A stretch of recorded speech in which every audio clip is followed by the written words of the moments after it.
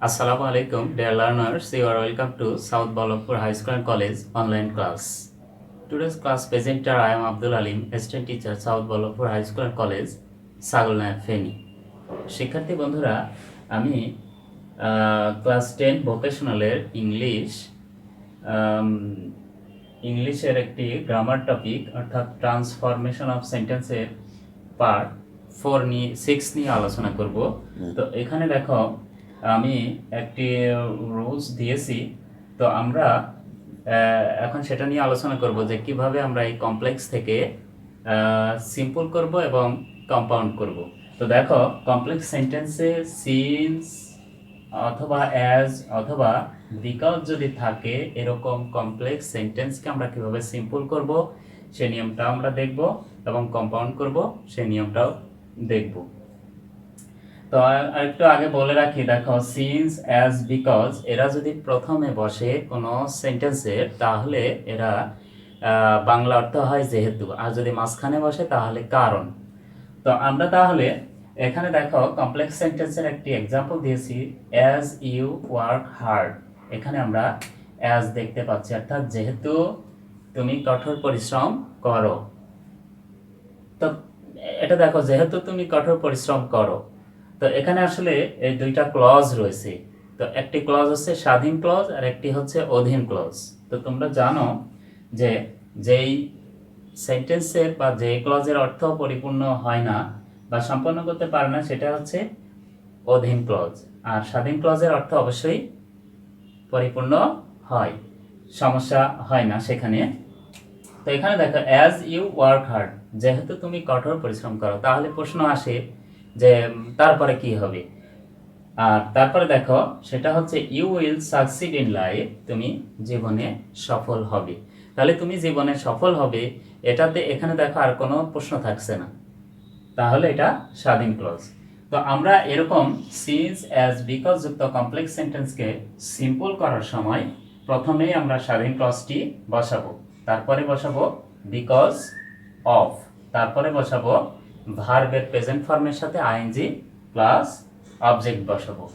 তো আমরা এখানে স্বাধীন ক্লজ এই যে বললাম যে যেই ক্লজের অর্থ সম্পূর্ণ হয় এবং কোনো প্রশ্ন আর থাকে না, সেটা হচ্ছে স্বাধীন ক্লজ। তো এখানে দেখো you will succeed in life, তুমি জীবনে সফল হবে। তো এটা আসলে বাক্যটার অর্থ সম্পূর্ণ হয়, তাহলে এটাই হচ্ছে স্বাধীন ক্লজ। তো আমরা স্বাধীন ক্লজটা আগে লিখব। দেখো you will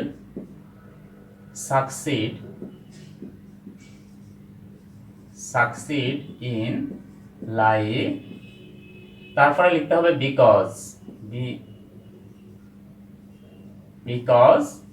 of. Because of কি লিখতে হবে? ভার্বের প্রেজেন্ট ফর্মের সাথে আইএনজি। তাহলে আমরা দেখো যে বাকি ক্লজটা অর্থাৎ ডিপেন্ডেন্ট ক্লজটাতে দেখো যে আমরা এখানে মূল ভার্ব দেখছি ওয়ার্ক, তাহলে ভার্বের এটা প্রেজেন্ট ফর্ম, এর সাথে আইএনজি যোগ করব প্লাস অবজেক্ট। তাহলে ওয়ার্কের সাথে আইএনজি যোগ করলে ওয়ার্কিং হার্ড। আশা করছি তোমরা বুঝে গেছো। তাহলে আমরা প্রথমেই কি বসাবো? স্বাধীন ক্লজটি বসাবো, তারপরে বিকজ অফ বসাবো, তারপরে ওয়ার্কিং হার্ড, অর্থাৎ কঠোর পরিশ্রম করার কারণে তুমি জীবনে সফল হবে। তো এটাকে আমরা কম্পাউন্ড করব। দেখো যে স্বাধীন ক্লজ এন্ড প্লাস স্বাধীন ক্লজ বসাবো, কম্পাউন্ড করা খুব সহজ। এন্ড ব্যবহার করব মাঝখানে, আর দুইটা স্বাধীন ক্লজ বসাবো। তাহলে দেখো ইউ ওয়ার্ক হার্ড, ইউ অ্যাজকে বাদ দেব, you work hard and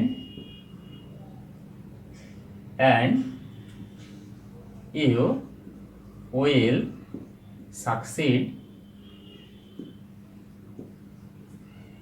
succeed in life. তো আমরা এখন পরের এক্সাম্পলটা দেখি। তাহলে দেখো যে he could not work hard, সে কঠোর পরিশ্রম করতে পারে না, সিন্স হি ওয়াজ উইক, যেহেতু সে দুর্বল ছিল। তো আমরা এখানে দেখছি দেখো সিন্সটা মাঝে আছে, তাহলে আমরা এখানে যেহেতু বলবো না, বলবো কারণ সে অসুস্থ ছিল। তাহলে আমরা এখানে সিম্পল করতে গেলে প্রথমে আমরা স্বাধীন ক্লজটা লিখবো। তো এখানে দেখো সিন্স হি ওয়াজ উইক, কারণ সে অসুস্থ ছিল। তাহলে কারণ সে অসুস্থ ছিল, তো কি কারণে কি তাহলে এটার অর্থ সম্পূর্ণ হয় না। তো আমরা দেখি, দেখো হি কুড নট ওয়ার্ক হার্ড, অর্থাৎ সে কঠোর পরিশ্রম করতে পারে না। এই সেন্টেন্সের অর্থ সম্পূর্ণ হয়, এখানে কোনো প্রশ্ন থাকে না। তাহলে আমরা স্বাধীন ক্লজটি আগে লিখব। দেখো হি could not work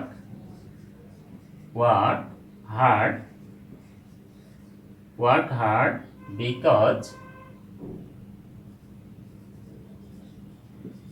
because of, এখন একটু খেয়াল করো, দেখো যে আমরা স্বাধীন ক্লজ এটা লিখে ফেলেছি, তারপরে যে ক্লজটি আছে সেখানে দেখো ভার্ব হিসাবে ওয়াজ আছে।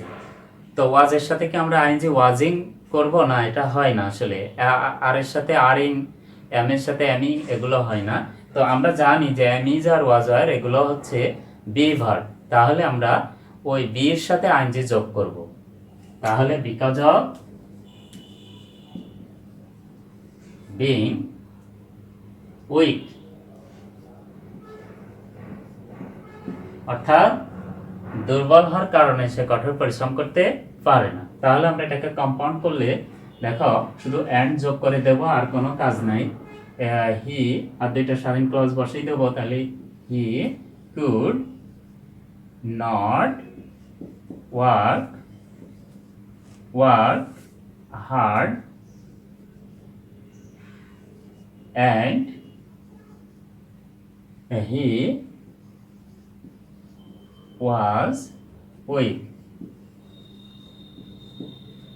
তো শিক্ষার্থী বন্ধুরা, আমরা আরেকটা এক্সাম্পল দেখি। তাহলে দেখো যে এখানে দেখো as he has money, তো এখানে বিভার্ব ছিল, আর প্রথমটাতে দেখো মূল ভার্ব ছিল। তাহলে মূল ভার্ব থাকলে কি হয়, বিভার্ব থাকলে কি হয়, আমরা সেটা আলোচনা করলাম। এখন দেখো এখানে আমরা হ্যাজ দেখতে পাচ্ছি। as he has money, যেহেতু তার টাকা আছে, হি ক্যান বাই কার, সেহেতু সে একটি গাড়ি কিনতে পারে। তো এখানে দেখো আমরা হ্যাভ ভার্বটা দেখতে পাচ্ছি।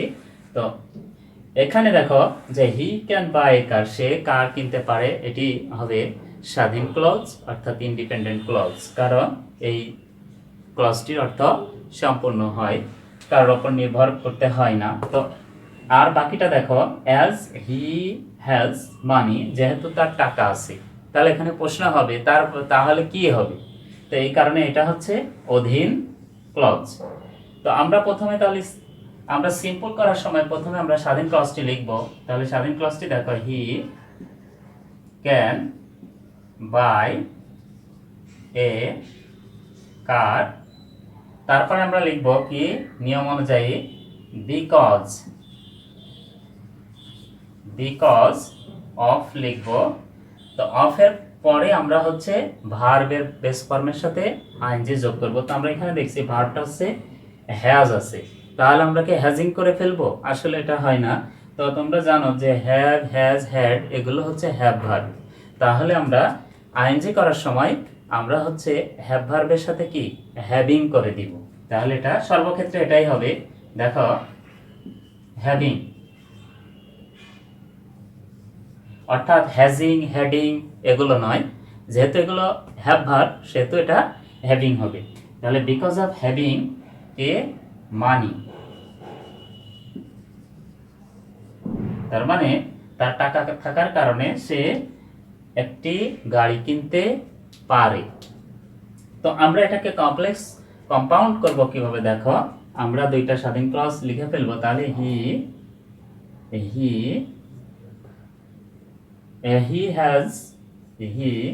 has money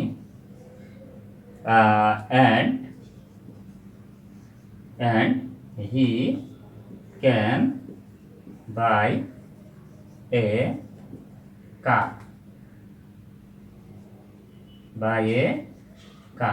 তো আমরা he can buy a car and he has money এটাও লিখতে পারতাম, এখানেও সমস্যা নাই। তো শিক্ষার্থী বন্ধুরা, আমি সর্বশেষ একটা এক্সাম্পল দিয়ে রেখেছি, এটা তোমরা বাসাতে করবে, করলে তাহলে তোমাদের নিয়মটা আবার ফের রিভিউ হবে এবং তোমাদের কাছে সহজ হয়ে যাবে।